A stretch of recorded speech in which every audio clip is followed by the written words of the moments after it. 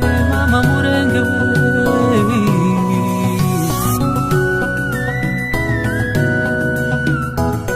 ai murenge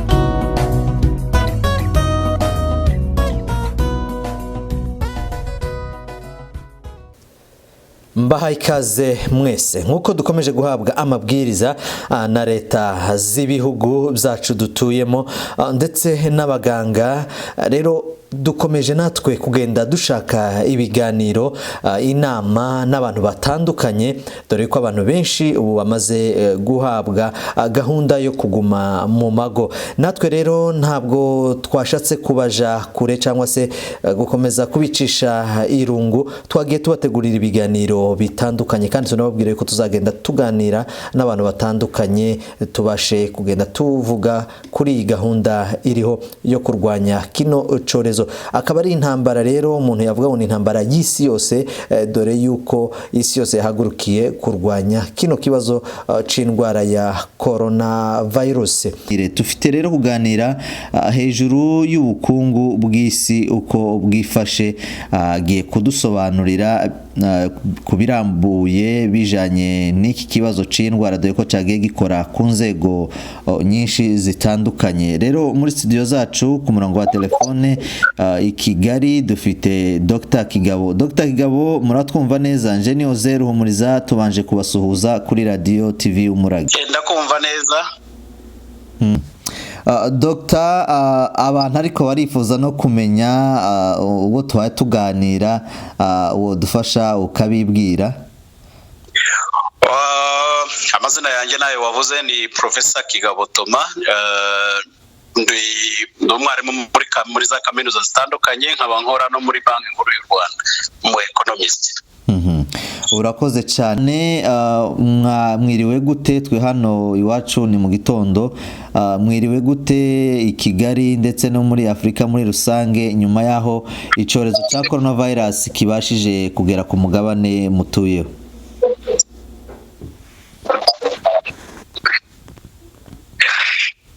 Navuga ko twiriwe neza ariko nkuko bivuze bitandukanye bya Afrika ubu birimo birafata ingamba zo kugerageza gutuma coronavirus nkuko bivuze itakomeza gufata abantu benshi.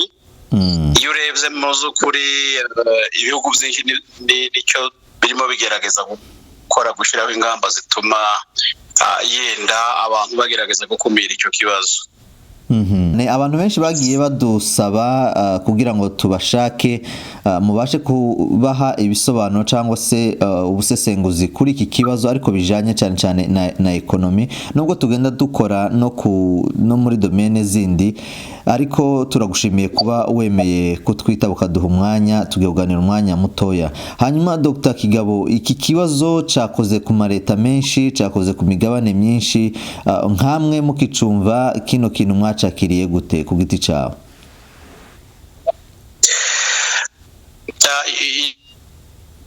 Icyambere nk'umuntu wese ni indwara twese twumvise ko ikomeye ifata abantu mu buryo bw'ubuzima busanzwe gusuhuzanya kwicara hamwe mukegerana urumva buri wese nyine yahise agira ubwoba.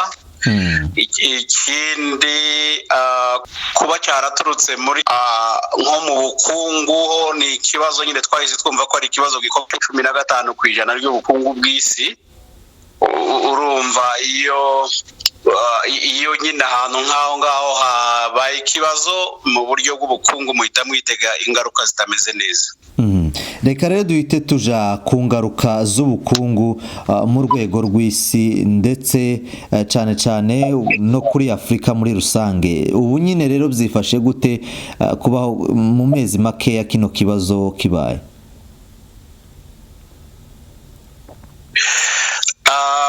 Icyo navuga nuko abasesenguzi mu by'ubukungu natwe twese iyo tugerageza kureba uko bimeze niba uzibuka mu 2007 n'umunani habaye ikibazo nanone cy'ubukungu ku isi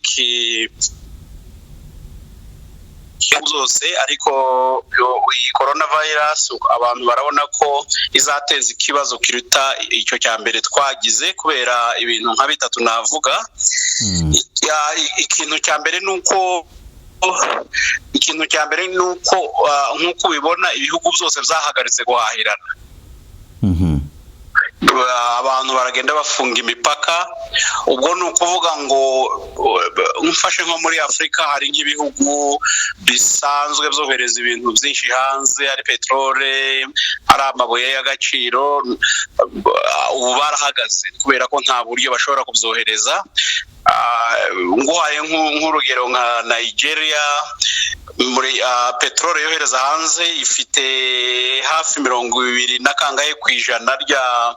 ry'ubukungu bwabo, ikaba ari ingana na 90% y'amadevize bakoresha mu gihugu cyabo. Kandi urabizi ko Nigeria niyo iri muri za economy nini dufite muri Afurika. Igihugu nk'icyo rero gishobora kuzagira icyo twita recession, no kuvuga ko ubukungu buzagabanuka buje munsi ya zero. N'urugero rumwe nari nguhaye, ariko isi yose nuko imeze, imipaka irafunze, nta uhahirana n'undi. Ni ukuvuga ngo inganda ku isi za ubu ngubu zifite ibibazo, kubera ko ibyo zikoresha byavanaga ahandi ntabwo bishobora kubibona, ndetse n'abashoboye kugira ibyo bakora bari basanzwe bohereza bagifite ntibafite uburyo babyohereza. Ubwo iyo sector ihagaze, abakozi bayikoragamo bose benshi babura akazi. Iyo babuze akazi, imisoro yatangwaga mu gihugu kugira ngo ikoreshwe gukora ibindi bintu irahagarara. Urumva muzo kuri ni ikibazo gikomeye mu rwego rw'ubukungu ku isi. Ubundi umwaka ushize 2019 icyo twita GDP ni umusaruro w'isi wari wiyongereyeho 2.9. Noneho byari biteganijwe ko uyu mwaka wa 2020 biziyongera 3.3, ariko ubu imibare yatangiye gusubirwamo, biragaragara ko tutazarenga 1.8 uyu mwaka. Ni ukuvuga urebye impact muri aya mezi ko ari 3, nibikomeza bikagera mu mezi 4-5 bizaba ari ikibazo gikomeye.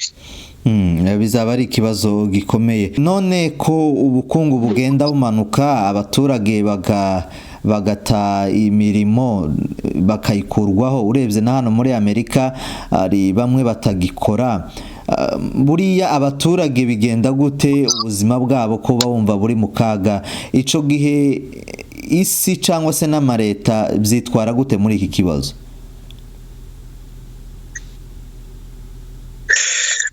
Hari ibintu byinshi bikorwa, ngira ngo niho warabyumvise banki nkuru z'ibihugu bitandukanye batangiye gufata ibyemezo bituma amabanki y'ubucuruzi akomeza kugira amafaranga yo gutanga inguzanyo mu bantu kandi ku giciro kiri hasi. Ikindi ni uko ari nk'abantu cyangwa se amabanki bari baraguze securities nka treasury bond n'iki. Ubu banki nkuru zirimo ziragerageza kugura izo mpapuro kugira ngo niba ari umuturage cyangwa se ari company wari uyifite ayigurishe, noneho abona amafaranga agira icyo yikorera. Ariko urumva n'ubundi izo ngibyo bifasha abantu n'ubundi bari bafite icyo aho bageze, bafite izo mpapuro, ntabwo ari abaturage bose. Hari na measures zindi zirimo zifatwa ubu ngubu zirasa nkaho ari zo kugira ngo abantu batajya hanze ngo bandure. Ariko ingaruka buriya zikomeye tuzazibona nyuma y'uko iyo ndwara ihagaze. Hagomba gufatwa icyo twita fiscal measures, ni uburyo borohereza abaturage kugira ngo yenda babone imfashanyo z'igihe gito zibafasha kubaho no gusubira mu kazi kugira ngo batangire bahembwe. Ariko nanone ibyo ngibyo bizaterwa nuko ingaruka zizaba zimeze, kubera ko dufate nk'abantu bafite inganda ubu ngubu zarafunze, bishobora kubafata igihe kugira ngo batangire bakore, noneho batange akazi. Niyo mpamvu mu busesenguzi bigaragara ko iyi coronavirus impact kuri economy zaba nini cyane, kubera ko ku ruhande rumwe yakoze ku bantu, ku buzima bwabo, ituma n'umusingi icyo naguhagarara urahungabana. Nubwo yahagarara hazaba hakenewe igihe cyo kugira ngo abantu bongere bisuganye barebe icyo bakora. Hagati aho nk'ibihugu bikennye ku isi biragaragara yuko ubukungu bw'ibyo bihugu busubira inyuma cyane. Ese aho bakuraga imfashanyo n'inkunga icyo gihe muri ibi bibazo turimo, aho hantu iyo miryango bigikinguye ku buryo ibyo bihugu bigikennye bishobora kubona ubufasha? Ubufasha icya mbere, ibihugu bikenye cyane cyane nk'ibyo muri Afurika biterwa n'ubundi nuko hari icyo twita economic policies. Nk'ibihugu byari bifite politike z'ubukungu zisobanutse nubwo byaba bikenye, icyo gihe bo bashobora kuzahuka vuba, bakabona nk'ubu IMF irimo iratanga support ziha ibihugu bitandukanye. Ariko nononera buri imfashanyo zindi zitari izi ngizi igihugu giha ikindi, ari imfashanyo ziva muri IMF, ari n'inguzanyo ibihugu bifata muri World Bank, biterwa nanone n'uko igihugu kiba cyerekanye ko ayo mafaranga bazabona agiye gutuma cyongera kuzuka. Icyo ni icya mbere. Ikindi cya kabiri ni uko nanone muri management ya crisis y'iki kibazo dufite, biterwa nanone na buri gihugu ko cyari kimeze mbere y'iyi crisis. Ni ibintu byinshi by'ubukungu. Imfashanyo buriya ureze mu bihugu byinshi byo muri Afurika ntabwo ifite uruhare runini muri bije ya za leta zimwe z'ibihugu bitandukanye. Ni ukuvuga ubushobozi bw'ibihugu gufata measures zituma ibintu bisubira mu buryo, nibyo bizagira uruhare kurusha imfashanyo abantu bategereza hanze. Noneho rero impamvu ubukungu bwatibutse cyane byoba ari uko iyi ndwara yatangiriye ubukungu mu mutwe, kuba yaratangiriye mu Bushinwa, yoba ariyo mpamvu bwahise butibuka mu mezi makeya nk'uko wagiye ubivuga? Nibyo rwose.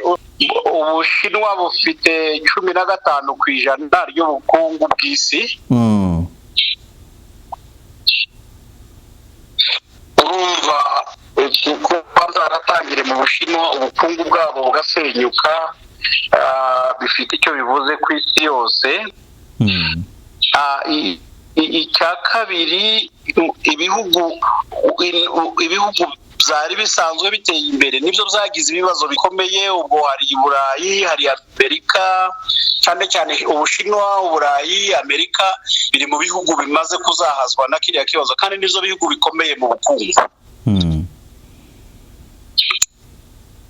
Ikindi ni uko ibihugu bindi biri mu nzira y'amajyambere, ibyo twoherezaga hanze naho hanze nyine ni muri ibyo bihugu bikomeye nibo baguraga umusaruro mu bihugu byo muri Afurika n'ahandi. Ni ukuvuga ko nyine ingaruka zatangiriye ahantu hakomeye, noneho abari basanzwe bafashwa naho hakomeye, nyine urumva ikibazo kigihita gikomera kurushaho.